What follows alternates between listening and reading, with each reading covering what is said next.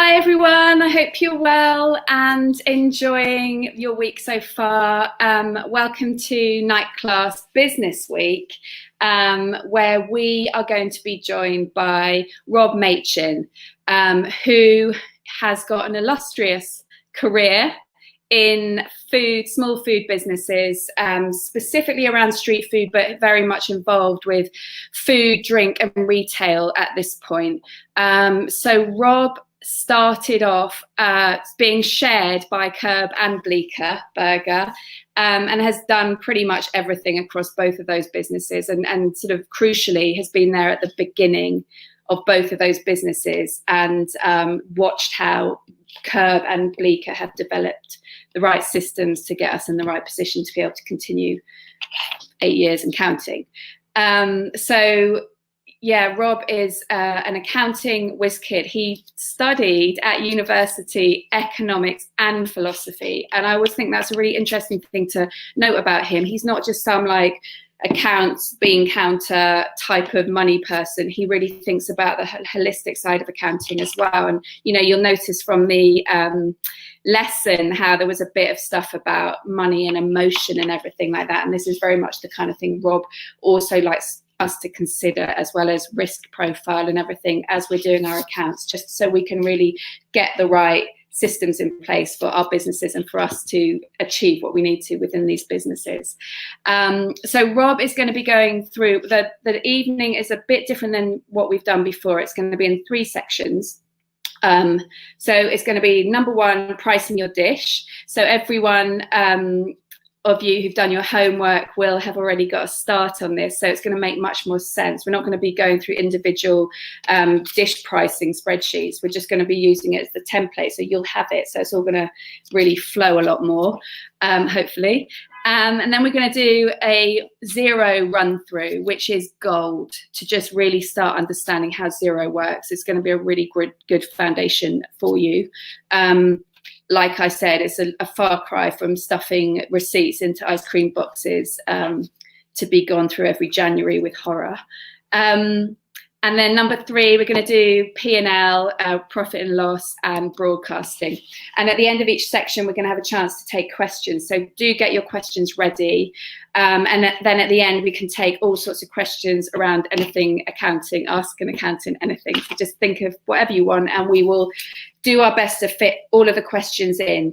Right, so Rob, are you there? Yes, I'm here. Away in the wind. Emerged in a flash from Chiswick. Welcome, Rob. Lovely to have you. I can't think of a more perfect person to have with us for Night Class of Business Week. You really just have a wonderfully rounded approach to making money and setting up good systems in order to succeed. And you've seen everything from very successful businesses emerging to people doing it all the way wrong. And you're there to really kind of help to steer and get people on the right path with trying to ensure that that doesn't happen to them. Yeah, no, I mean, you in the food business especially, I think you see more diversity of approach when it comes to trying to start a business, whether or not they're completely consumed with like the food or making money. They're the normal 2 sort of warring factions in people's minds when they start a food business. One of them will end up dominating the other. And I've seen so many different people have completely unrealistic expectations. I mean, well, before I even started working with Curb or Bleecker, I tried to start a paella stand on Lower Marsh Market in Waterloo. And I did all the numbers and costed it all up. And I was like, I'm going to trade every day down there, Monday to Friday. Then realised I couldn't get a pitch. So I modelled this entire business without doing a tiny bit of research that would have shown the fact that this was all a waste of my time because the numbers were all wrong. So I learned a lot. I learned a hell of a lot doing that. And getting this stuff right has always helped me out massively. And I saw with Zan, her approach was to start at one point going, I need to make 500 portions today. I need to do this. It was all very sales target focused. And then she was like, realized what she was actually doing at that period of time when she started the business. And it wasn't making sales targets. I mean, she needed to make as much money as she could. But the thing that she really started to zone on was, no, I need people to eat my food. And at one point, she slashed her burger price from $6.50 to $4.50. So there was a beautiful time where you could get a bleecker and fries for $7.50. And whenever I was like, Sam, you're not making any money doing this. She's like, I'm the burger of the people. Stop doing that. And that was her philosophy. So she just wanted people to eat her food. And it worked, because so many people who ate her food and loved it that when she put the price up, they all came back. Yeah. And it was a great shift for her. She just worked backwards. Yeah. But she started with the money, and I think that's the more safe way, is to sort of start having a control of your figures, and then realize that actually other things are more important and you can value them. You can even put numbers to them. That's the beauty of numbers. You can add a metric to anything, and sort of just, if you value doing a gig, for instance, that's going to cost you or not make you much money, you could give it 600 branding points or whatever, and try and work out how you want to do that. That's the beauty of numbers. You can assign value to anything in your business and put that into any of these kind of models that we're building.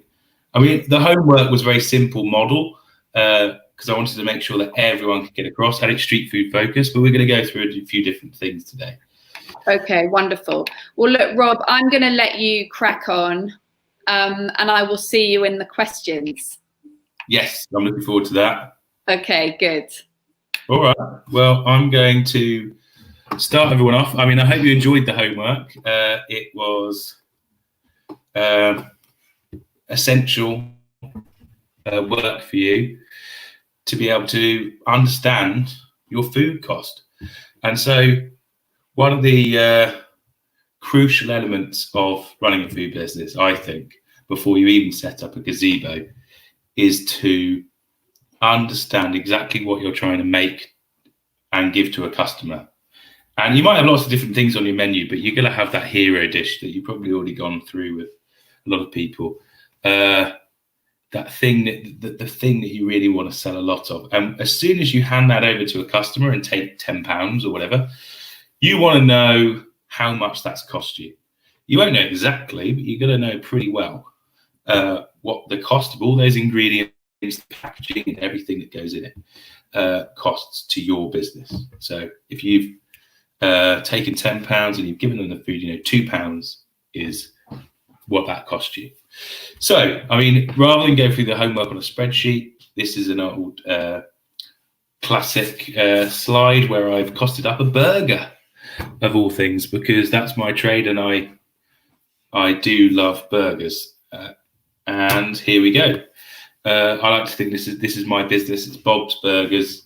It's going to be me being really cynical in a van, selling these beautiful burgers, as you see here. And look, I've costed it up in a nice graphical way. You've got the bun, it's 35p. You've got all the salad, various things. Obviously, like, all getting the cost of these inputs is very low. But as you can see, it's got 1p, 3p, 2p. The margin of error there is so low. It might be 3p, it might be 2p. While that can count massively, getting pennies off, at the beginning it doesn't. As you grow, it will, but not at the beginning.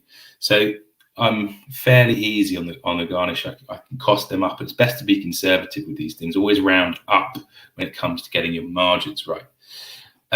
And then here I've put meat, and I've put £1 ready-made. And this is a way of costing your food, but including a little bit of prep time. If you, on the homework, we did space out things in sort of 4 varieties, which was like the main meal, garnishes, packaging, and labor time. Well, here the meat has already costed in it a little bit of labor time, because I'm not having to make burgers. I'm getting a butcher, in this case, to make my burgers for me. So they're all weighed up, they're perfectly round, and they're ready to go straight on the grill. Then I got a box and I got napkins. So, I mean, what we're really trying to do here is just isolate exactly how much each input costs. And this is simple. I mean, it's a burger. I call it gastronomic Duplo because it's just building blocks of food. There's nothing easier than costing up a burger business in some ways, compared to some other things that can be so much more infinitely complicated.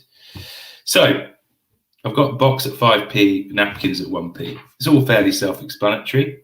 And if you add that all up, it's £1.51. Look at that magic pricing there. Then you've got the fries. Now, this is the secret of the burger business. You don't make any money selling burgers, you make money selling chips. For some reason, as a society, we've decided that paying too much for a burger, even though it costs every person who sells burgers more money than they really should sell it for, is that you make fries for, as we can see here, 37p. But yet everyone is happy to pay £3, £4 for fries because they love them so much. And as you can see, I mean, it's pretty simple. When you're costing up a portion of fries, we've got 30p for the potatoes, including the oil, because you've got to price the oil in. That's something tricky. But again, if you just round up, you make some fairly basic estimates and you round up, you will work out where that needs to be. I've got ketchup. Now with ketchup, I mean, I put 2p average use, but no one knows. You might get a ketchup hoarder. And whatever you do, if you ever sell chips, never run out of ketchup. Once I was at a festival with Bleecker, and it was almost a riot. It would have been the most middle-class riot I've ever seen. There were people ran out of ketchup. We were told that we should be ashamed of ourselves for selling chips without ketchup. It was unbelievable. So that's the fries, and 37p, really good cost. So now, I mean, this is the pricing bit. You guys all did the costing sheet, and the pricing bit was on the other sheet. Here we go. I put VAT here. I purposely did not put VAT in the homework because I want to show to you now just how brutal that tax can be. And the fact that it's 5% at the moment is huge, and hopefully we will campaign to keep it higher for all food businesses. So here you go. You've got the burger, fries, and meal deal. I've priced them at £6.50, £3, £9 for meal deal. That's actually how Bleecker, I think, was priced at the beginning. But if I'm charging that price, I have to take 20% off that price because that's all going to the tax man. So we got to do that. So you can see the meal deal, which is £9, goes down to £7.50. That's all the money I get for selling you a meal deal. And if you add up the costs, £1.88 is what that costs me. So I know, all in all, when I hand over a meal deal of cheeseburger and fries, I'm getting £5.62 in my coffers. So that seems pretty good. But how do we know if it's good? So, classic calculation. Cost divided by price times 100 is how you get your margin. It's in the spreadsheet. In the homework, it automatically calculates it for you on the second sheet. It works out if you're pricing it at £10 and it costs £3, that's going to be a 30% margin. But you always want to do this cost. The price should always be ex VAT. As we've put in this table here, should always be ex VAT because you do not want to be working on a margin on VAT because you're not going to see that money. So the target here is between 15% and 30%. I mean, that's it kind of, if you are having a menu with many 30% items on there, so the food is costing you quite a lot compared to what you're charging it, you need to balance that out with the fries, with things on the menu that are 15%. There's always that common myth. Well, I don't know if it's a myth. I think it's a rule of thumb, actually, where like the second bottle of wine on a wine list has got the best margin. And that's for a reason. It's like when people design these menus, they want you to pick the things that are going to make the money. They need to make profit. But they always do that generally with a few loss leaders, and that's where the burgers come in. things that cost them more to give to you. So if we analyze the figures that we just looked at, the burger is at 28%. See, it's getting a bit too high. You want to be a bit careful. If you just sell too many burgers, you're not going to make that much profit. But if you sell lots of fries at 15%, you're very happy. And then the meal deal's at 25%, which is pretty good. This is a 20% VAT, so the normal VAT amount. And we're looking at an average margin of about 22.6, which is great. I mean, this is brilliant for a street food business, brilliant for most takeaways. If you've got low rent, this is fine. I mean, low to medium rent. What happens later on is places, and you'll see this is one of the reasons why food quality often goes down when you see a restaurant expand. They take on sites that have higher rents, and so they have to make up the money somewhere. So they find cost savings in the products. You don't want to do that at the beginning. Never. Never compromise on your product unless it's making you a loss, unless the business model doesn't work. But make sure you have an idea about what your percentage is and keep it in that golden ratio, 15 to 30%. If you're a pizza, you can quite easily get it down to 20, even 18. That's why people love pizzas. But then the trade-off is it's very slow. It's harder to get lots of pizzas out of the oven. So there's pretty much always a trade-off with all these things. If you have a low margin on your cost, you're having to pay lots of labor or something like that. And a lot of you, from looking at the homeworks, were analysing sort of much more complicated. It wasn't gastronomic Duplo. This was serious, trying to break down complicated stuff. So, I mean, this is the curry illustration on the slide here, and yeah, I've put labour cost. You've got a much more detailed ingredients list.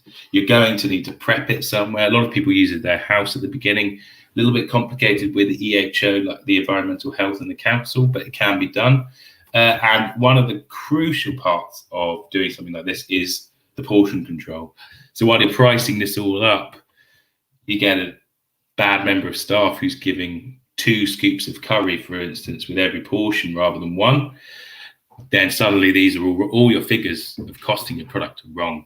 So you've got to have an idea of controlling it. So what I'm going to do now is go through a little bit of the homework spreadsheet. So I hope it didn't take you too much time to do the homework sheet. 1 second, just got a slide. Here we go. So I've put the burger business in that homework sheet. So kind of going through it, make sure that people understand it. Please ask questions as I do this.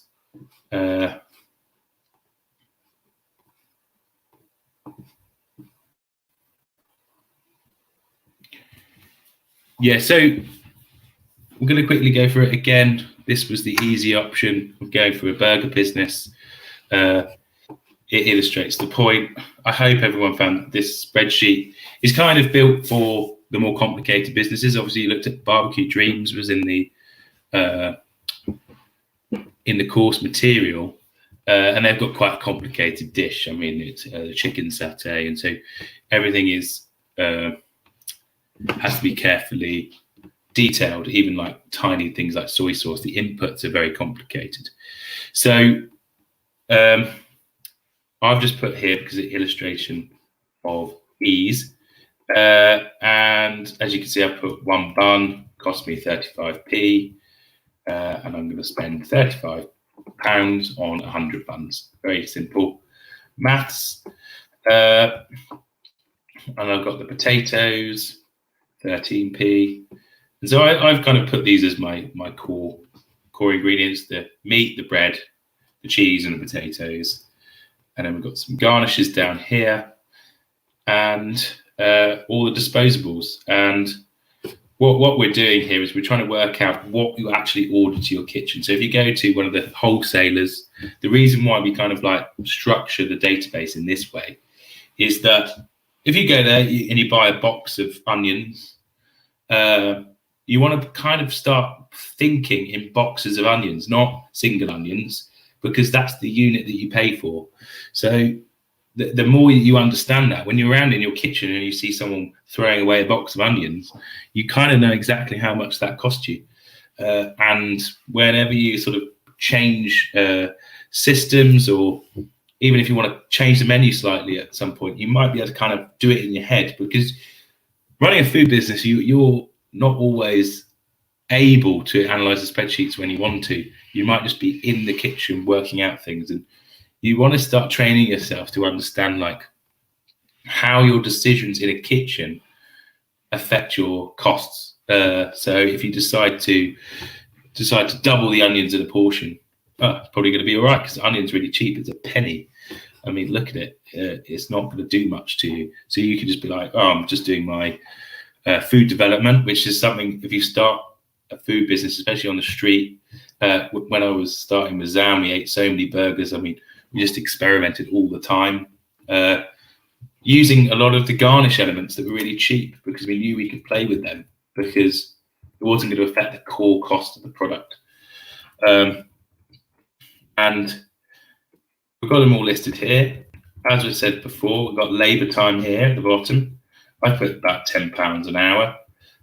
So we're looking at like 20p of labour time in every type of product, which is a lot. I mean, if you look at the bun, that's 35p.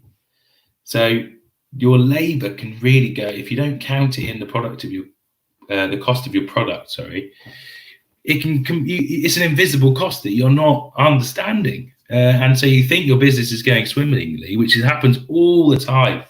All the time. So, oh no, but I think everything, and then you're like, wait a minute, it's October. Why haven't I got any money? Because I've been doing the sales. But it's because the theoretic principle of their business and the reality of their business didn't match at all. They weren't getting what they wanted out of this stuff. Often because they hadn't even got labour time in it. And it's fine when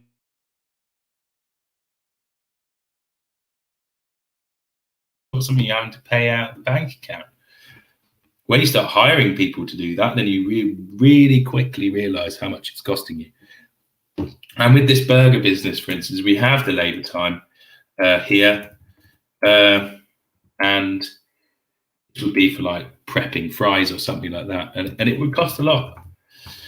Anyway, I will continue. So we're going for £1.84. I've added up, used the spreadsheet for the homework, put it all in, and £1.84 is the cost. So if I price that at £10, I take away the VAT, that's 833. That's how much I'm getting whenever I pay after tax. And then I've done the dividing here. If you look at the formula, I've made a crucial error. We need to change that to this. I just made my food margin from my Inc. VAT price. That's not what we want. We always want it from the ex VAT. And now you can see it's gone up quite significantly. It's pretty good because we're putting in price. This is for a meal deal, and yeah, we're in the golden ratio between 15 and 30. So, I mean, I hope that's all self-explanatory in terms of how the spreadsheet was structured, and I hope you understand how you start working out your food costs and costing up a menu. Obviously, this is just one product right now. When you expand that to a full menu, you can see how careful you have to be, especially when it comes to that portion control.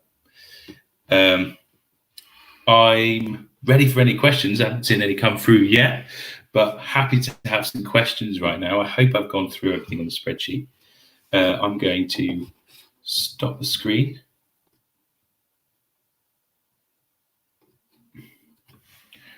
So I'm looking for some questions, people.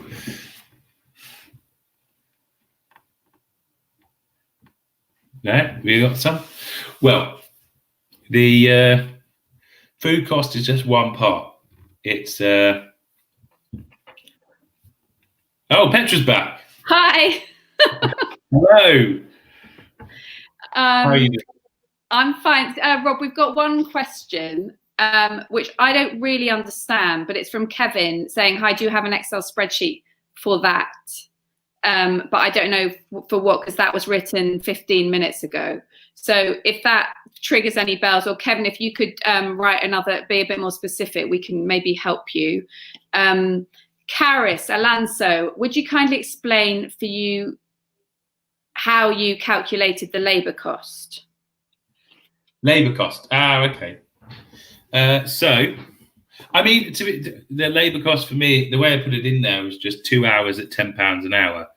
So it was, because that's how long it would take us to prepare all the food before service started. So you just need to work out how much time it takes to prepare all the food. Especially if you're doing something like a curry, you'll have a prep day before you go and do your markets.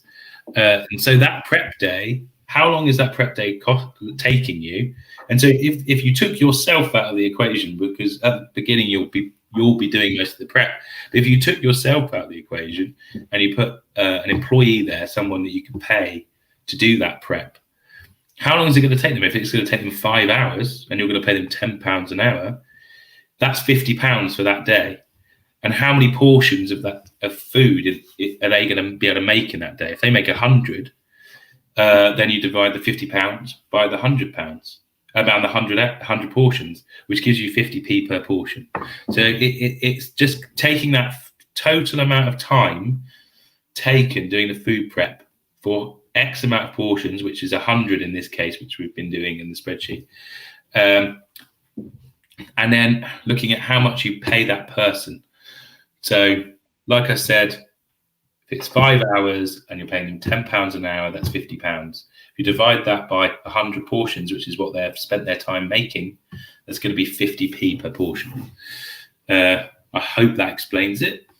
And it will vary, because people also, it's a peculiar cost, because sometimes if you were making 500 portions, you're going to spend the same amount of time on labour often. And that's where the economies of scale really comes in, because if you can, the more you can sell, the more you can just make in the same time period. Because when you're there, if you've got a giant vat of 100 portions or 500 portions, it's not going to take you any longer often. Yeah. Rob, we talked about in Product Week, we talked about Luados being such a successful business because they're so lean.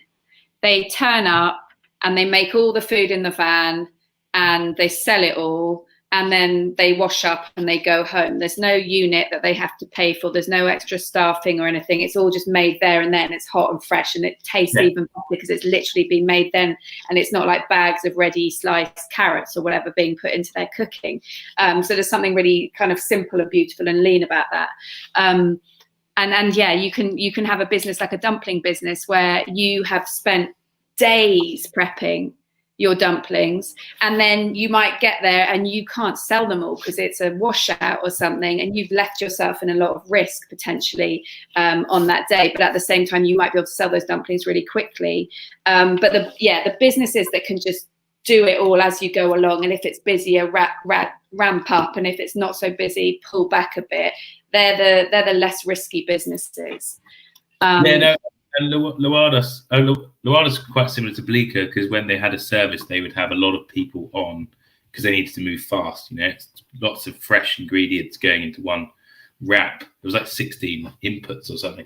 And so they used to have 4 or 5 people on a market, which was the same as Bleecker. But I remember speaking to Simon. I think when he originally started it, he used to do prep often beforehand. But he managed just to really refine how to do it in the morning. So he'd rock up at 8 o'clock, just start getting everything ready. And so all his prep was done just before service, where a lot of people will hire people to arrive at 9 at a market. They do a little bit of prep, and then they're just farting around for a while, chatting, and you're paying because they've done all the prep themselves the day before. So you're always trying to find that time, because you can because in some ways people won't cost that time in the same way, because you're paying that person for the service. For that service, you might need to pay them that day to get them to come at all. You can't just give someone a 2-hour job. So you're giving them a 4-hour, 5-hour shift. Yeah. So that you need to pay that anyway just to get the food out. So yeah. if much prep moved on to that time and that cost rather than a prep day beforehand, then you can do that slightly differently. It's a really important point though, Rob, because some people have imagined 2 hours of labour costs, and that's not actually realistic because nobody wants to turn up to do a 2-hour shift. So definitely think about that, everybody. Right, I'm going to go on to another question from Ram B. Where would we find basic formulas? Basic formulas? In the spreadsheet, I've put some formulas on, so you could work out that if I share my screen again, what's great is you could just use this. For instance, I've got this. I can share this extra bit, this second spreadsheet, my workings today. I'll share that with you after. But the formula here is it's in the spreadsheet, and it should be in yours as well. It will tell you if you click on the formula on the cell up here what it's doing, and here it's dividing I38 by I42, which is this is I48 and this is I42. So it's the cost divided by the price without the VAT, and that's what gets you the margin. And so anywhere on the homework you can do that. And honestly, if you want to do anything and try and break it out to simple phrases and Google it, you will find the answer online. You've just got to work out exactly what you want to do in the spreadsheet, and it should come to you. Also, if you search on lots of menu calculators online, there's loads of different resources out there. A lot of them, there might be something different, but you can kind of chop and change them around. Okay, thank you, Rob. And yeah, it's true. You can find people kind of literally doing it on YouTube, and you can just follow them doing it if you know the right questions to ask. Sugar Rush, Kira, is there an Excel sheet for a full menu, or are we supposed to adapt the homework sheet? I would adapt the homework sheet if you want to do a full menu, or essentially you would need to do that process for every product that you want to sell, because you've got to find out the cost of each product on that menu. Yeah. The labor time on a whole menu be a bit more complicated, because you might want to input each menu item and then work out, okay, how much do I need prep to do all of this stuff? And then you divide it by everything. And so you'd have to sort of work out how much time is spent on each individual prepped item. I mean, if it's a salad and someone's just chopping some lettuce and a bit of drizzle, it's going to take them like 5 minutes or something. But some things take a lot of time. Also, you got to think about portion control as well. When I used to work at Leon, everything was weighed. It was almost to the point of insanity. At one point, I was boxing up salads, and I had a manager sitting next to me. I mean, imagine how annoying this would be. Just you'd make up a box of salad, and then they would weigh it, and they'd be like, "Oh, it's a gram over." The problem is nothing in that box weighed just a gram, so you were sort of like, it was almost an impossible task. But that's another thing with the if you're doing a whole menu, you need to really isolate how much you're going to give each person when they come in. So it's the same process, but just as I've got different sheets in the homework for the various bits of one product, then the P&L, and then the forecast, you might want lots of different sheets for each menu item, and then sort of work out how you're going to bring them all together in one Excel, so you've got all the costs in one place. Yeah, absolutely. And you might be somebody who starts off weighing every single thing to begin with. We've seen lots of traders doing that, but soon enough it will become intuitive. You'll know what the right size patty to make, or whatever it is, ball of dough. It will become, you don't need to be super anal to the point where it doesn't taste like fun anymore. But you know, in the beginning, go for it. Okay, Roberto Paterna, what about your NIC and pension cost? Is this calculated? Shall we calculate this on top of the £10? I mean, in the food business, this is quite a really good question. And essentially, at the beginning, you're not going to be able to give someone a proper job. Most of the staff you're going to employ are going to be freelance, whether or not you get them through a Facebook group, which there are many of, or if you're there's other sort of short-term staffing apps that you can get, like Slinger. So you won't end up just paying the amount, but you should put that in. If you're hiring someone, then you need to put the NIC and pension cost. So you might just want to increase that £10 an hour to 11, round it up again. That will give your NIC contributions, for instance, is normally about 10%. Pension, again, you might want to add a few more percent for the nest. Most people are opting out in the hospitality industry, from what I know and how I do payroll for people. So yeah, you could just up, if you're paying them £10 an hour and you're putting them through the books, you might want to put maybe like £11.30 to sort of compensate for those things. But again, if you're really hiring someone full time, they kind of, in the modeling, you need to put that time in, but they become like you. They become a head office cost, because whether or not you sell anything, you've got a liability to pay that person. You have a responsibility to pay that person. So as soon as you hire someone on a contract, if you're not selling anything, you still got to pay them because you've hired them, unless you put them on a 0 hours contract. But then how long are you going to keep them? It becomes difficult when you for those little extras. But yeah, like I said, just add that 1%, that 1.3% onto the hourly wage, and you'll get what you want from that. Okay, good. We're going to do 2 more questions. Right. There's 3 really, but I think we can answer one of them very quickly. So from Debbie Shembry, when working out the labour cost for a dish that is slow cooked, would you account for the time where you are waiting yet getting other jobs done? I would say you take a percentage of the time. I don't think you need to put like 5 hours in there or whatever for labour costs. No, but then again, you've got to just work out how on earth you would take yourself out of that equation and put someone else. But that's something you don't need to do immediately, because again, you're getting other things done, so it's not there. But it needs to be in the back of your mind. Okay, so after a year of trading, how would you step out of doing the supervision of the slow cooked food and move it to someone else? Yeah. And that will come. It will make more sense when you're at that stage. Omar Ignacio Campos, how do you calculate how many dishes will you be selling on one day of trading? The golden question. Well, I mean, it is a little bit like, I used to work with a chef who was literally incredible at doing this. He would nail it every day. He'd be like, I'm going to order 300 burgers for tomorrow. And I'd be like, no, we need more. He's like, no, I've got it. And every day he got it right. There's no answering this. I mean, you've got it. This is probably the golden rule of street food. And in some ways, the people who are best at guessing this equation of essentially nonsense, because you don't know. It depends where you're trading. The more you go to the same location, the more you'll understand the demand in that location. But the weather could change everything.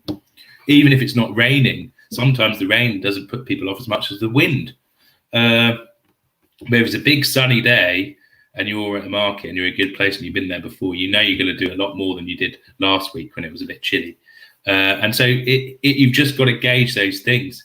You're never really going to know until you get out there and work out what locations are good and what locations are bad. The events industry, which a lot of street food people get involved in, is rife with people making false promises, saying, "Oh, we're going to have 10,000 people. You're not going to know what hit you." And then you get there and it's just tumbleweed, and one guy asking if he can have a discount for some reason, even though you've not sold anything, you've had to throw away a cow. It is the golden age. It's so hard to answer that question, sadly. I always tell them because of that question. Say that again, Rob. A lot of food has been put in the bin because you can't answer that question. Yeah, absolutely. And I always tell the story of somebody who used to trade with us, who was a statistician in their previous job, and he was desperately trying to work it out mathematically what he was going to sell and how well he was going to do and make it all perfect. rational, and he couldn't, and it did his head in, and he ended up quitting because he just couldn't make sense of it. So you have to have a certain level of kind of like flexibility and intuition around it, and hoping for more wins than losses, essentially. And just a main character trait of somebody, at least in street food and the events world, is just being able to roll with it and not lose it too much in the crazy up and downness. And just as long as you're generally going upwards across the year, rather than every day you live and die by your success or your failure, you're going to go mad. It's a gambler's game sometimes. It's gambling. Yeah. And if you like gambling, great. I mean, I used to kind of love it in a way. It's madness. Like, I lost so much money sometimes, but you just sort of love it. What am I going to put all this money into this festival? What am I going to make? Am I going to make any money? Am I going to lose money? And you kind of part of you's excited about it. It's crazy. Yeah. It's like being in a casino where you get burned more. Yeah. And wetter and muddier. The weather. There's so many variables. It's unbelievable. I know. Okay, I feel like we should move on, actually, and maybe we'll come to some of these other questions afterwards. So, well, I'm going to spend a lot of time on that issue because it's such a crucial way, and we spoke a bit about staffing as well, which we're going to come back to as well in terms of staffing a stall or the actual labour of service. But right now, what we're going to move on to is Xero. And I'm just going to take you through kind of how Xero works. Xero, for those that don't know, is an online cloud-based accounting system.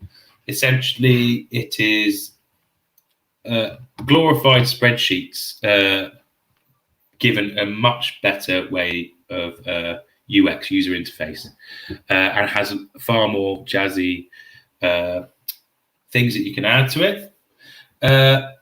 Essentially, it's a way of coding all your transactions. Anytime you spend money, you can make a log of it. And I'm going to show you how it works today. I'm going to go through what we call a chart of accounts, which is just a basic list of income and costs. Go through what they call bank reconciliation. And then I'm going to go through how you make invoices and things like that. So this is the Xero dashboard. This is, for me, this is what I spend most of my time looking at.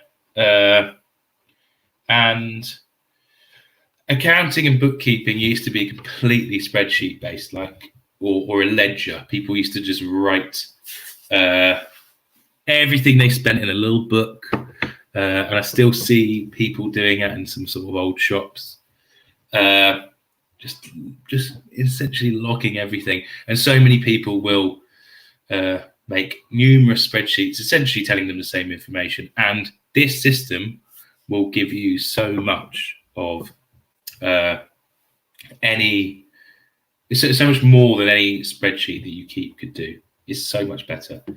But as we've just gone to the theoretical model of your product, what I'd say Xero is, and why I brought it in here now, is if you can get this going and get it working, this is how you work out what the reality is of your business rather than your theoretical model. So this is how you collect the data in order to go, well, I wanted X to happen, but it looks like from collecting all the Xero data that Y's happened. And then you can start changing your model and making decisions on your business about pricing, costing, your suppliers based on actual information. Like modern accounting practices were essentially designed by, I think, Henry Ford's team to give them an understanding about how they were doing. It was accounting is essentially the first and foremost way of just sort of evaluating a business. That was how it was designed, to work out whether or not all your actions are actually meaningful or not. I mean, they can be meaningful, but you have to work out why they would be meaningful. But this is the easiest option. It's numerical. It's just taking your everyday work on a food business and turning it into data. So first and foremost, this is what we call the chart of accounts. if it looks, there it is. Essentially, this is little codes that you put everything into. So you list all the little bits that you might spend money on. I mean, to be honest, I would just leave the default, because the default's got everything you need. I mean, like we put earlier, we've got like direct wages, cost of goods sold, that's all your food, your direct wages. And again, you've got your cleaning, your bank fees, that's in the spreadsheet that I gave you. It's all here. And it gets a little bit complicated as you go down, and that's something that you can do, because if you want to get an accountant, I sincerely recommend that you do, because you're starting a business and they shall help you, guide you through this process. And they can help you design this. And that's essentially like just basically working out what kind of income you want to track, what kind of costs you want to track. So if you're spending loads of money on cleaning, you'll find out because you've coded it as cleaning. And at the end of the day, you can go, wait a minute, I need to make a decision here. Let's not do this because it's costing us our business. So you have all the cost codes down here and the income codes. The reason why you need to know about these is because the most crucial part of Xero is that it connects to your bank statement. So what you want to do, especially nowadays with the fact that we're using a lot less cash, even in small businesses, even in the food business and the festival business where cash used to reign over everything. Having a system like this wouldn't have made sense when all the cash was coming in, because you had to do it. You had to do it by hand because you were just handling the cash. You had to count everything. You don't need to do that anymore. All your actions are digitized because they all come through iZettle, which we mentioned, which is a card machine. Pretty much everyone uses card machines now. So it's all being digitized. And so it'll all come into your bank statement. And if you're not getting any cash, you're not going to spend cash when you go to the cash and carry, or they're not even going to be called cash and carry soon. They're going to be called card and carries, because it's not going to make any sense because no one's using any cash. I mean, there's other problems with that, but we don't need to go on to that. So this is essentially a mythical bank statement of someone's. And every time they've spent money or received money, it gets logged in here. So you can see that they've been paid a large amount of money by Ridgeway University, and they've paid a lot of money to FastPay.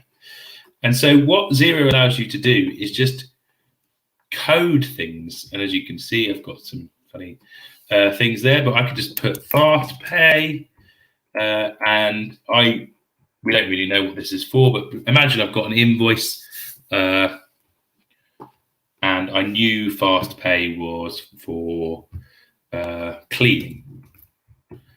So I've put cleaning, and I know that they always charge VAT. And so this is another brilliant thing about Xero. If you get it right and you keep it updated, there are people you can, I mean, I do it for some companies, just keep people's Xero updated for them. And if you get it right, your VAT return, once you do become VAT registered, will be very easy. Or if you do get it right and you're not even going to be VAT registered and you want to do a tax return, if you get this right, it'll be easy, and it'll be easier for you to haggle those fees down when it comes to accountants. If they want to charge you lots of money and you'll be like, well, I've got a beautiful set of books on Xero, they might charge you less. So you see, you can plug in your VAT, what it's for, who paid it to you, and it'd be like cleaning my house. Office. That would cleaning my house is not a business expense. So, and that's just for you if you want to have anything to reference it by, so you want to know. And then you just click it, and it goes away. And what that does, and if you keep doing this and you click it green, these are already things that we'll go through in a minute that have been made in a different part of Xero. If you keep adding these things like bank fees, we know that's bank fees.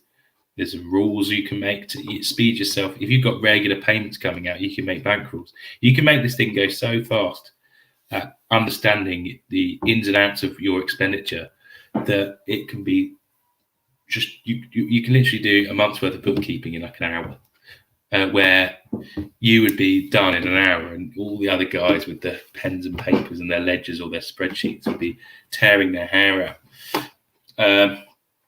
So all the bank statement information comes on one side, and then you're just coding it as it comes through.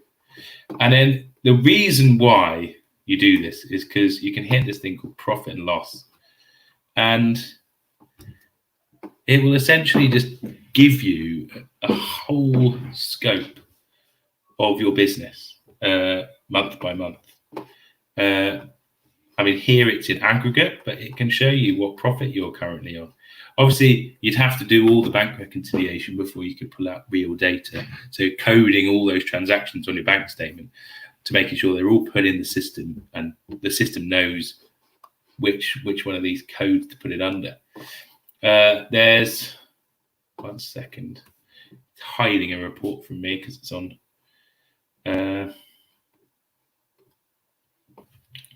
the more useful profit and loss here, and this is something that we're going to go through later, which might remind you of the sort of forecast that I put in the spreadsheet.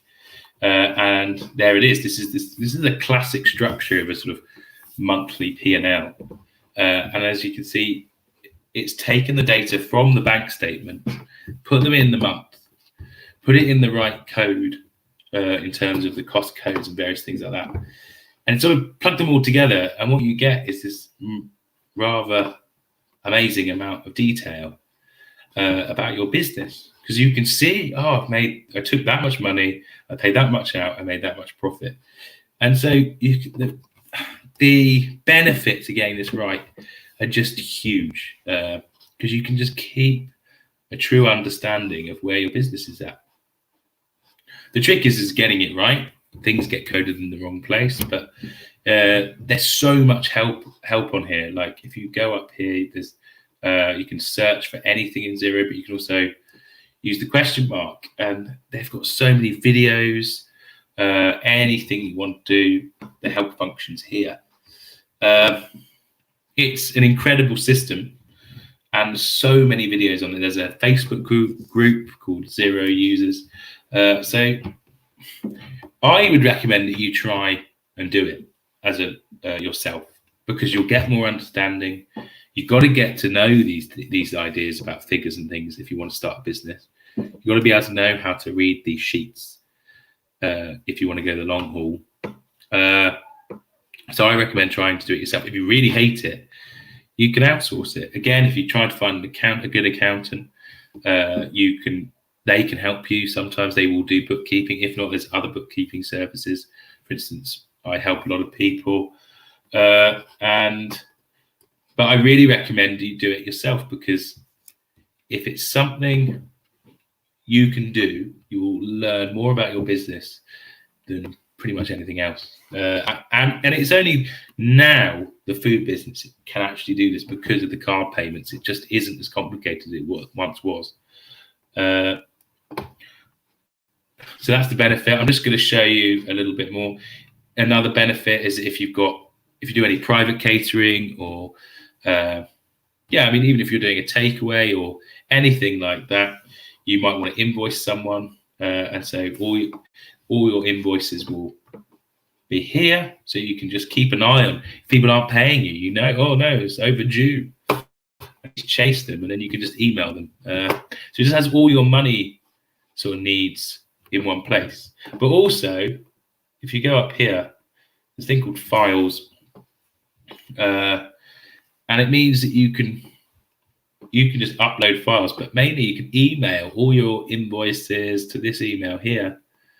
And what that will do is, if you've got a bill that needs paying, you can email it straight to the system, and it will help you file it and put it in the system. If it hasn't been paid yet, then it's sitting there ready. You can use this to structure how you pay people, how you pay your suppliers, how you pay your staff even. It has a payroll system on it as well, which is really easy to use. It's really basic for like a few staff.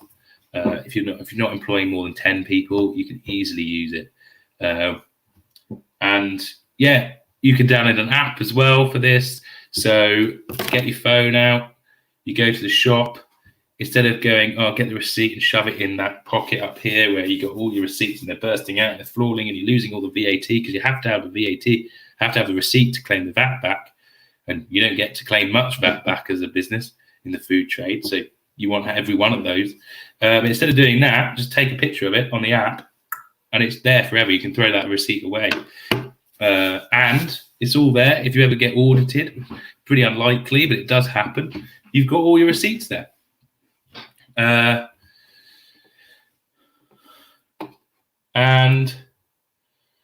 I mean, that's pretty much it. I mean, my main purpose of here was to try and sort of sell you using this yourself and learning how to do it.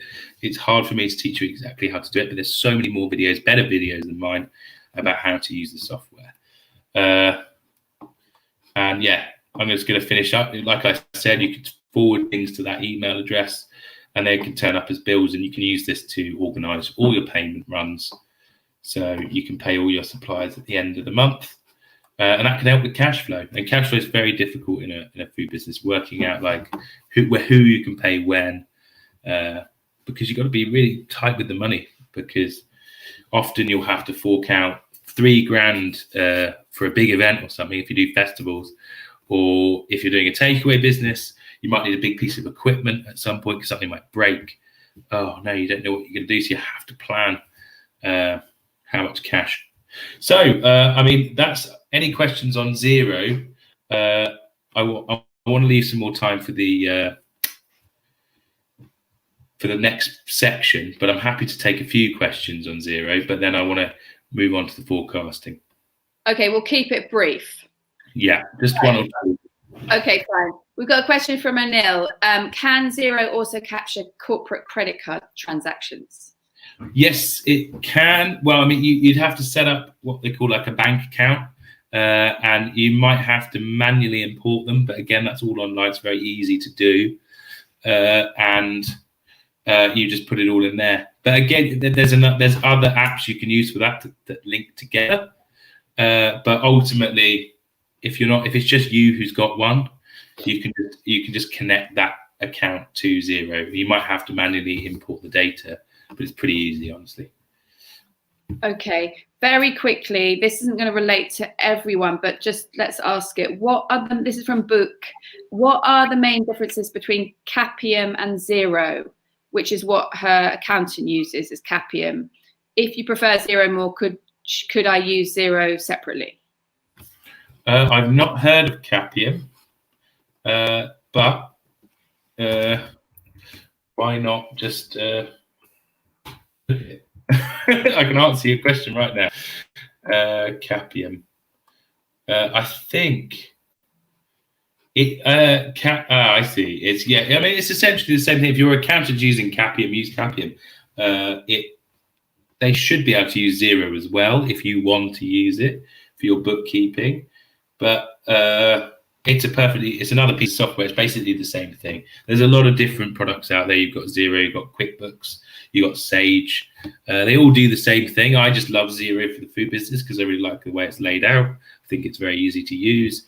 I've used QuickBooks before. When we were at Curb, we started with QuickBooks, and then I saw Zero, and I never went back, even though it took me about a week of work to move them across from one another.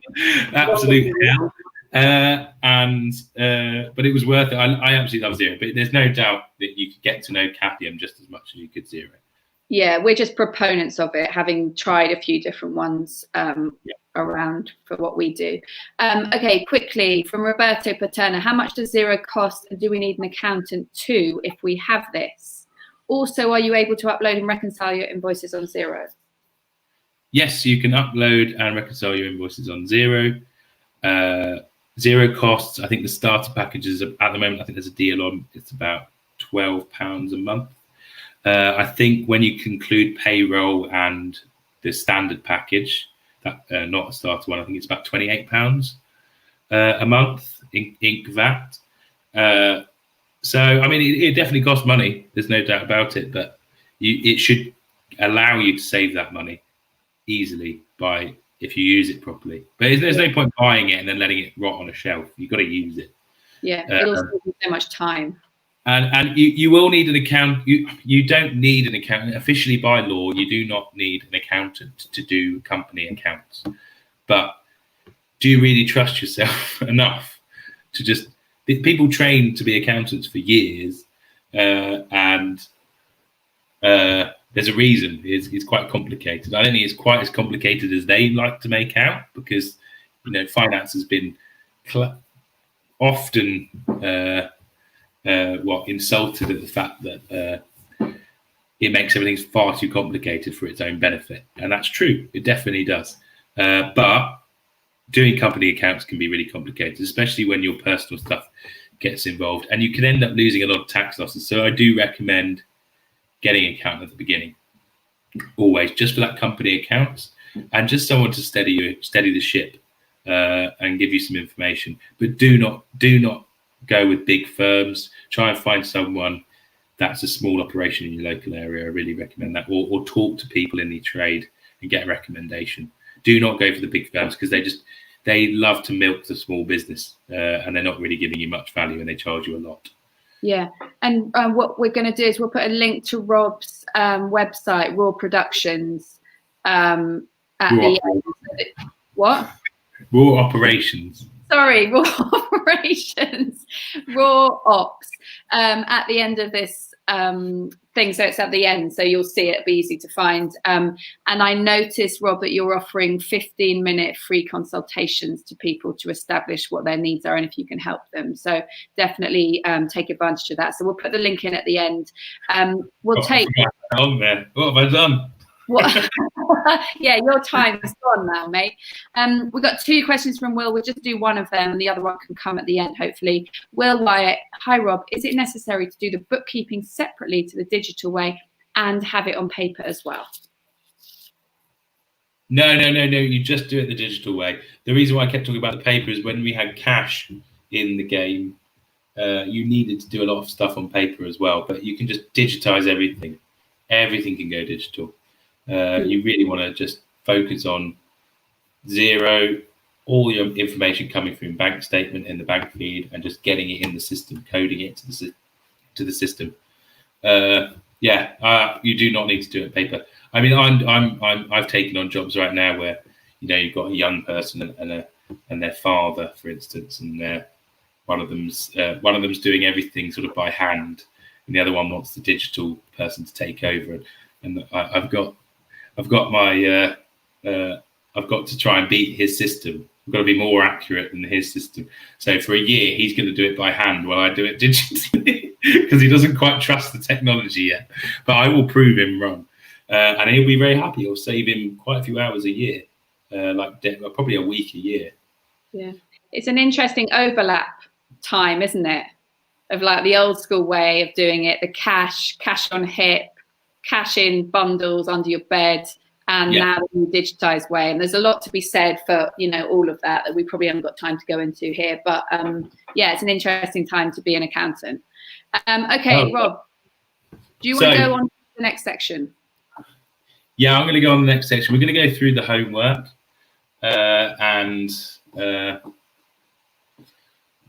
so we've gone through the first slide. And now we're going to go on to the next 2. So as Curb started as a street food company, I have talked about street food in this model. That's what it's mainly based around. But as we'll go on the next section, we will look. It's applicable to any type of food business, I'd say. Bars, bakeries. You just got the basic framework of how you calculate this is there. But because we're a street food company, street food has a very, very particular way of analysing costs, because you're having to build your restaurant every time you turn up and try and sell any food. That's not normal. And as a lot of traders over time understand, it's hard to sustain that all the time. So people do get bricks and mortar and they do start takeaways, because you have to build this thing every day. And it's very rare, by or impossible, that you will trade every day of the month. because it's very hard to find places to do that. So anyway, I've just put proposed price in here. I'm going to change that to £10 because that's what we did in the previous. And I'm going to say I sold 100 portions. That's pretty much what people like to do. People think is if you can sell 100 portions, successful. But can you?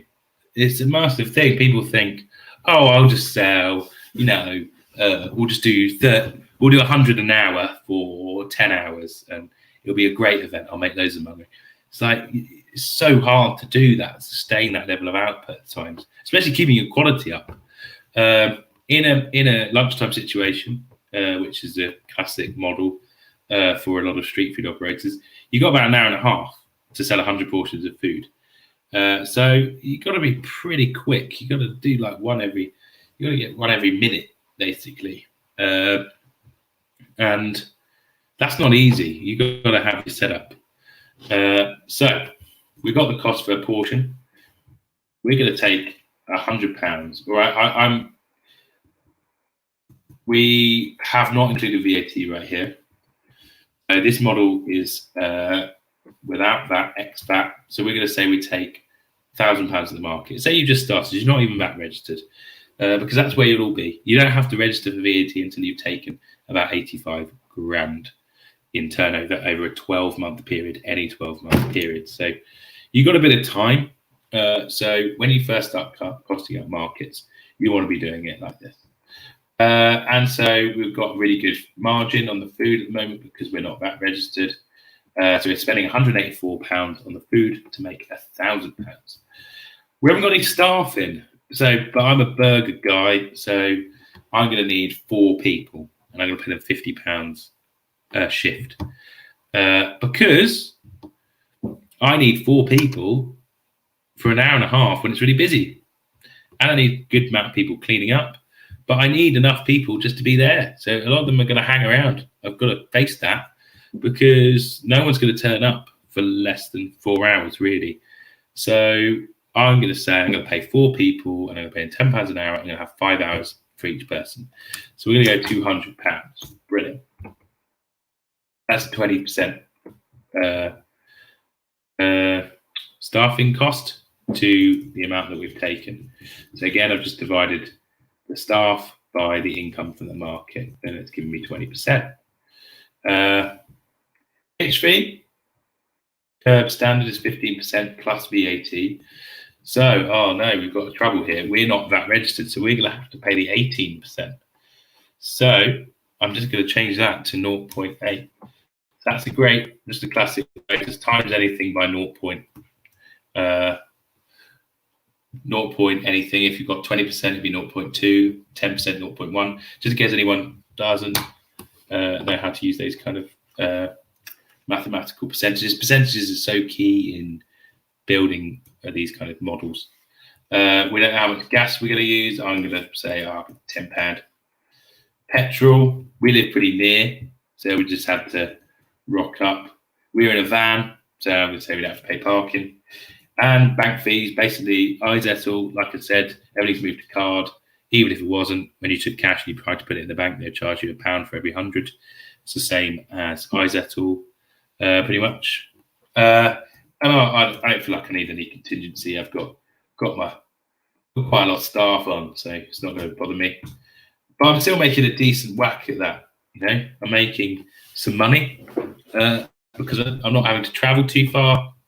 I'm not VAT registered yet, so I'm making £400.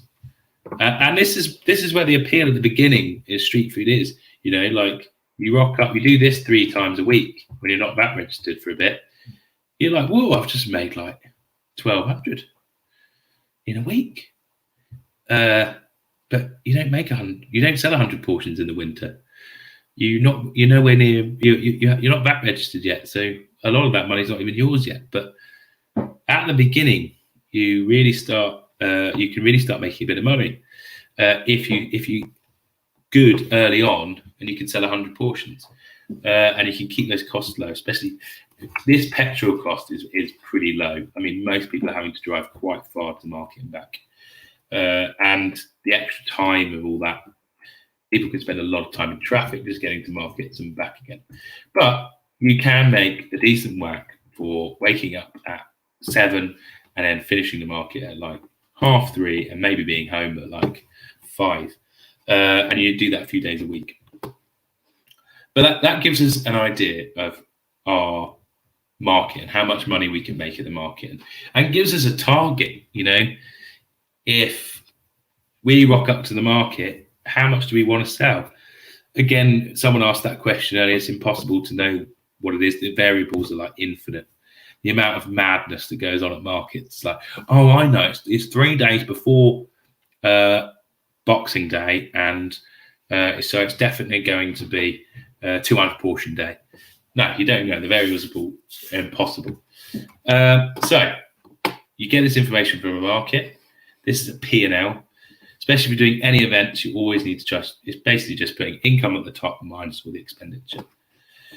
But then this links into this thing, what I call a P&L forecast. So I've just done 3 months. Most of these are a year long. We saw them briefly in the zero demonstration earlier. So if you get all the zero data in and you code it correctly and you understand how to use that, Zero will create these for you from your actual data, not from made up data that you're just plugging in, sort of your best and worst imaginings of your business, but from the real data. But you need to do this because you need to work out what success looks like. And we've put different routes to markets a month. So, for instance, 4 markets a month, for instance, could be 1 a week. You do every Friday at Canary Wharf, maybe do every other Saturday and every Friday, or you just do 2 days a week, various markets. And we've done really well at the start. We're making £1,000 a time every time without fail. We sell 100 portions at £10 a portion. Great. Unlikely at the beginning, very unlikely. It takes a while to get your name out there. And we're keeping everything constant, you know. We're taking that one P&L from the market and just recreating it, because that gives us a general model.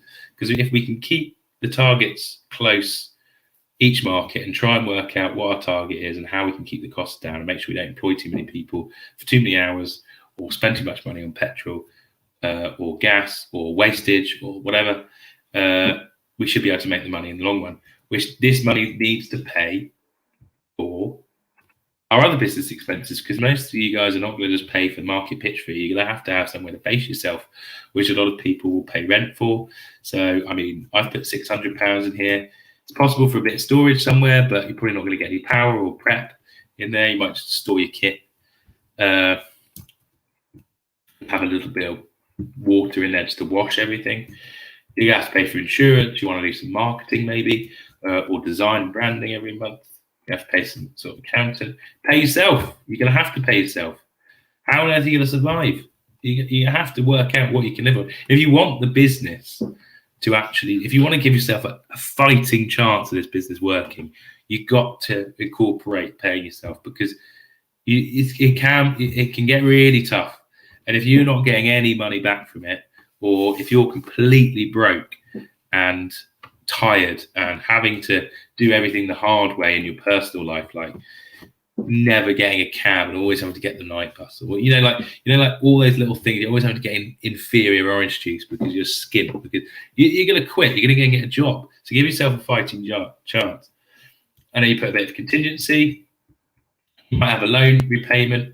But essentially, as you can see from the spreadsheet, we're taking the net income, timesing it by how many times we're taking the money taken from this model of a market, timesing it by how many times we do that, getting the sales, minusing off the cost of sales, which is the food, taking away our staff costs, which we just calculated before at 5 hours, £10 an hour, 4 people each time we trade. We're getting a gross profit. These are the market expenses that we've already put in our business in our last model here. These all collected up and times by the number of markets up there. And then we've got in yellow all these fixed costs that doesn't matter how much we trade, we're still going to have to pay a rent for store all our stuff. We're still going to have to pay insurance. We need to market our business, and we're still going to have to pay ourselves. But as you can see, like this, if this trader was started and they did this well early on, which, as I said, is quite hard but possible, they would make a bit of loss at the beginning because they're not trading enough. But over time, they would start accruing some money in their bank account. Biggest problem is that we've got, I mean, if you're doing this in January, February, March, like I've put in here, then you're doing all right. But normally 100 portions a day, for instance, might be something that you do in the spring, summer. And so you almost want to give yourself a cost as savings for the winter. You need to think like the squirrel, bury those nuts ready for the winter, because the winter's hard, especially if you're out there. But again, if you're doing a takeaway or indoors, you don't need to do that. But you just need to think about the bad times of trade. So January is a terrible month for selling food. I mean, lockdown's changed everything, so we don't really know what's going on. A lot of people are doing well. I think sweet treats have been selling like wildfire because everyone just wants to comfort eat. But you need to work out what those trades like. October's never that good. August can be a funny month. It can be really good. Everyone can go away. It depends where you are. But the more you trade in a location, and it's fixed location, the more you understand the rhythm of the place, the rhythm of the area. When you're rocking up everywhere, you have to think more about this P&L before you go and choose where to go, because these other costs, petrol and parking, for instance, parking kill the trade. Just that extra, like, sometimes you have to pay like 20 quid just to park, and if you have a bad day, it's just psychologically just really hurts. If you've had to pay a lot on petrol. But there you go. I'm aware that we've got 10 minutes left, and I really want to get to questions. So on anything on the course material, but obviously we'll start with questions on this. But I know that was a little bit rushed, but I hope people understand the basics of the model, the building blocks of the model, how we're trying to work it out, and how we're trying to work out as time goes on, if you hit your targets, how much money will you be making? And if you do this effectively and you're very conservative and you think about the bad times as well as the good times, you can see how much you might need to save in the summer to get to the winter. As you can see with the opening balance and the closing balance, if you have a few months like January of minuses and you think that's the best you can do, because that sometimes is in January or February, then you just need to think, I'm going to go now. I need to start a savings account and do it straight away. Plan for the winter. It's a very seasonal business. I hope that's understood. I can share my version of this as well to everyone, and can happy to have any questions right now. Rob, thank you so much. That was a brilliant whistle-stop tour of some very fundamental parts of running your food business. I think everyone's kind of a bit aghast maybe at what you've just said, because there's no new questions. So let's just go see if any kind of bleed through over the next few minutes. But I'm going to go back to Will Wyatt with his two questions. So the second question Will had was also, is it complicated to have two accountants for two separate businesses, trying not to keep all eggs in one basket? Well, I mean, if they're two completely separate businesses, there's no reason why you couldn't have two accountants. I mean, the biggest thing that I have a problem with the whole accounting industry is that it's not industry focused. So you want to talk to your accountant and see if they've actually got clients in the industry that you're working in, because often accountants will just accept anyone. They haven't got a clue about the business that you're in. And accounting for food is so different to anything else. So, I mean, if you've got an architectural practice and then you've got a coffee shop, I would recommend that you could easily have two different accountants. You can have one bookkeeper, because bookkeeping is quite similar, but accountants, someone who's going to help you analyze the numbers. You want someone who understands your industry. And it might not be that they're actually an industry focused accountant, but you just ask them, do you have a client in this trade?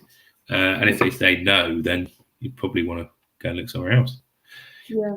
It might be like the two heads are better than one approach, but at the same time, if you've got one accountant, they're going to have a more nuanced idea of your business ventures as a whole. So they're going to advise you better because they understand what else is going on with you. Yeah, that's a massive thing when it comes to personal tax and how you pay yourself in Often people will pay themselves a minimum salary, like tax-free, it's about 800 a month, and then they'll pay themselves in dividends. If you've got two companies paying you money, you need to know. You probably want one accountant to understand the holistic way of how you pay yourself and how you maximize how much money you get, and how you pay a reasonable amount of tax so you don't overpay and don't underpay. Rob, I'm going to ask you a question quickly on this. Is that what do you see in the majority of food businesses you've worked with from startup in terms of how they pay themselves? What's the most common? The most common is to be honest, the most common drives me nuts. So people start a company and they've been a sole trader for a bit. And sole trader, your money and the company's money are exactly the same. So there's just no difference. So you can pull money out of the company and you just do a personal tax return, essentially. You're one, every time you make money, it's just you and it's your money. And your personal costs and your business costs are basically the same thing. There's no difference. And you have unlimited liability in that. So if you take debt, you can go personally bankrupt, but it's a lot more complicated.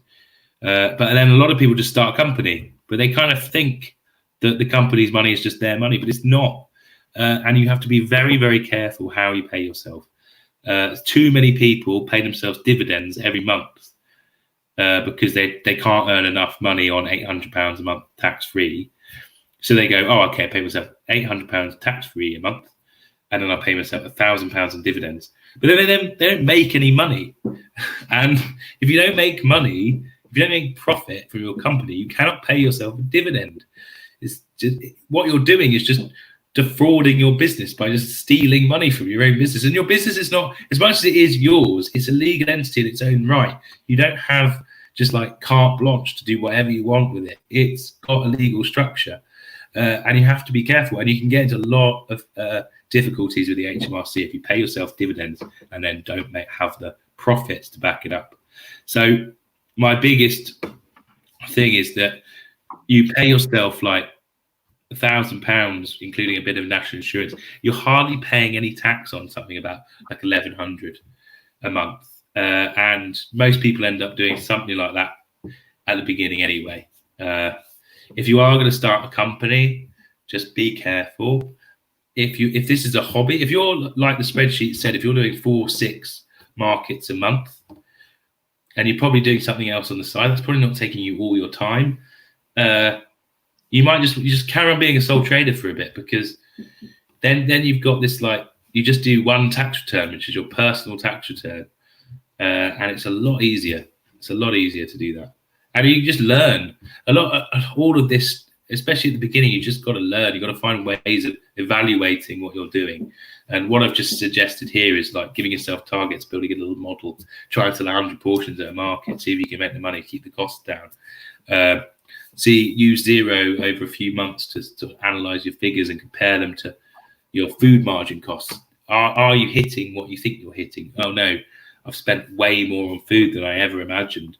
Then you've learned something. You've learned that you can't really control this business model. Better go back to the drawing board. You don't have to eliminate everything. You don't have to create a whole new product. But we see this so many times with businesses that start with this wonderful product that's just completely unviable in a street food setting.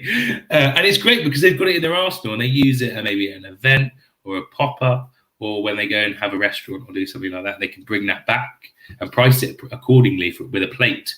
But when you've got a napkin, a wooden fork and a box, you've got to be a little bit careful about what you put in there. So they're the two biggest trappings: paying yourself badly and just getting your product costs wrong from the offset.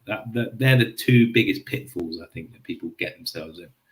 Yeah, sure thing. Right, we've got three. I'm going to take three more questions, and we're going to go over a little bit, but we'll try and get these done. Book.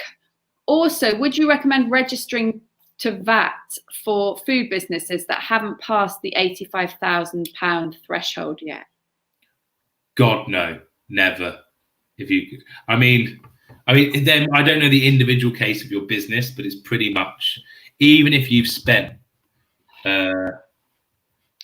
money on a van that you want to claim back the VAT on, it's so unlikely that you will want to register, because they're going to take, oh, I know right now it's only 5%. So yes, people are probably going to be tempted to register for that, but we do not know if old Rishi Sunak's going to keep that going past March the 31st this year.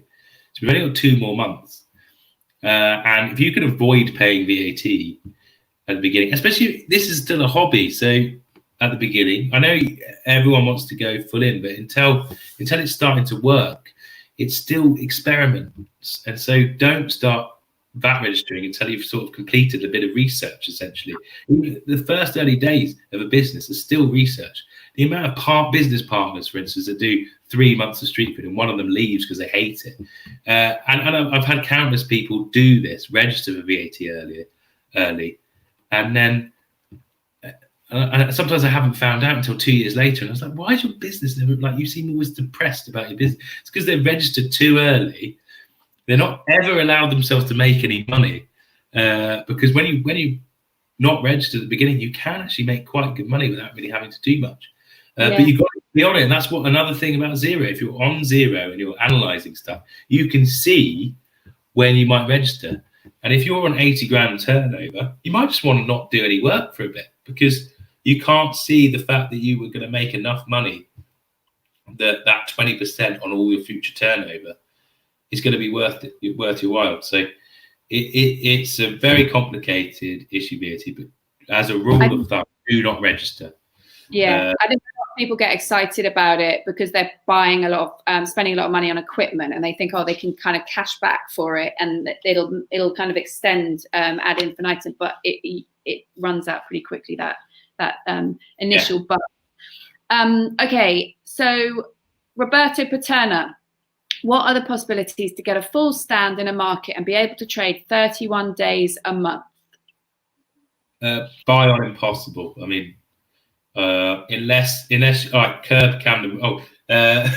When we did Curb Camden Market, it was the only market we ever had that people traded 31 days a month, and I don't think there was really anywhere else that ever did that. It's the only place that did it. I mean, you can essentially you might find there's a guy like on the high road at Chiswick. He sells like falafel, and he seems to be pretty much there every day. But again, it depends. Like, if you could probably find a spot where you're there every day, right? But it's going to be a lot of long hours for you to get 50 portions over a 10-hour period. Traditionally, a lot of market traders, what appealed to them with the market stall is that they can rock up one place for a short amount of period, do the job, and then leave. So it's definitely, you can find places to do it, but whether or not it's going to financially make sense for you is another question, because there are options out there. But essentially what you're trying to do is sort of build a bricks and mortar location. I mean, with what's going on right now, there's so much space out there you can rent using various different websites, like Karma Kitchen, I think it's going on. You could find space and do a takeout from there, or, I mean, but depending on how much you're paying, I mean, a lease, some of the leases in smaller parts of town, the rents aren't actually crazy. I mean, if you're paying £50 a day to be 31 days to be in that market, you're going to be accruing quite a big debt. So it might just be better for you to actually get a restaurant, because when you're doing that day in, day out, the benefits of being in a portable structure are starting to be lost. You may as well find yourself somewhere fixed with some bricks. I hope that makes sense. But generally, I would always model your finances of a street food business trading 1 or 2 days consistently, and then having some good events in between. Yeah, it's very easy to think that you're going to just hit the ground running and start trading full time, and the reality is it's 9 times out of 10 that's not going to happen. And this is why we always talk about you know, the experimental year, like Rob's been talking about it, but the first year, just really thinking of it as experimentation, having that runway of cash, being fully funded enough to not have to rely on the income that you make from your business in the first year, so that you're not super stressed, so that you're able to enjoy it, able to treat it as a business, and make sensible decisions about it. But yeah, and also, even if you did get Camden market and you were trading every single day of the year, even really seasoned traders, you know, would come in and start doing Camden, and they suddenly had to change their whole operations and change their staffing costs, change their stock rotation, just change, like everything had to change, and a lot of them stumbled with that. So that would be quite a difficult thing for a beginner to go in and start doing. But as we'll see in Trading Week, getting a pitch is so down to the individual as well, and how much hustle you've got, and who you know, and what you're able to talk your way into, and everything like that. It's really individual getting that pitch. It's not something that is like, here's the rules and this applies to everybody. It's really like, have you got the gift of the gab to get yourself in, and have you got a certain level of luck as well, because that comes into play as well. Okay, quickly, let's go on to. We're just going to do one more question here, which is from Cheyenne Amin. Hi, Rob. How should we treat spend on cooking equipment, i.e. pots, pans, etc., in our forecast? Is there an industry standard time frame we should depreciate these over? Sorry. I mean, it depends. It depends what they are. I would depreciate them over about maybe 3 years, so 33% each year. You want to put. Basically, when it comes to equipment and things, Zero has a good function for this, where you put everything in what they call like as an asset. So you put it in like cooking equipment or office equipment or general equipment. And essentially what your accountant would do at the end of every year, rather than costing that in your P&L, because it's not a cost that's associated with that point in time, you have that piece of equipment, you need to cost that over a long period of time. So if you buy a fryer and you use it for 5 years, the cost of that fryer needs to be spread over those 5 years. Generally, most things don't last in the catering trade 5 years, especially what most people buy at the beginning, which is never the really serious cooking equipment. They normally buy too much retail stuff or the basic Nisbets quality. And I guarantee you, most of the equipment that you buy that isn't catering grade and expensive won't last you very long. So it will be, if it doesn't last you very long, you're just going to cost it in a year, not you depreciate it. But you can do that, but it might not be in your interest. If your accountant recommends it, they'll depreciate it over time. But sometimes you just want to cost it as an expense in the year. But with all your startup purchases, you almost want to put that in a pot, add it all up together. So the pots and pans, the gazebo, the van, all of that stuff can be your initial investment, like how much you spent at the beginning of the business. Because some of that will be worth money on resale. Actually, quite a lot of it holds value. Not as much as you bought it for, but not 10% of what you bought it for. You can normally sell it for about 70. So it's definitely worth adding all that up and keeping a log of it. And then depreciate it over about, I'd say, 3 years, but depends how long it lasts you. But I really recommend buying really good equipment, because then you can depreciate it over 5 years. And again, your accountant can help with all the whole depreciation side of things. Yeah. They'll be able to like talk you through that much more fully than this is right now. But hopefully that gives you some idea, Cheyenne. Right, we're going to wrap it up. Rob, thank you so much for all of your pearls of wisdom. Like I said, Rob really does know a very broad array of food businesses that he's worked with at the start of their businesses and at the later middle stages and the growth stages. And he's seen a lot, and he knows a lot. So do get in touch with him if you would like to talk accounting with him and, going a bit further on that front. Rob, do you have any closing comments? No, I mean, don't be put off if you found everything that I said today like overwhelming and a bit too mathematical. Don't worry, just use Google as much as you can, find some good people around, get a good bookkeeper, get a good accountant, do some research, talk to people. Talking to people is the best thing you can do. It's not numbers, it's not doing spreadsheets. That's all well and good, but nothing better than seeking help in this game.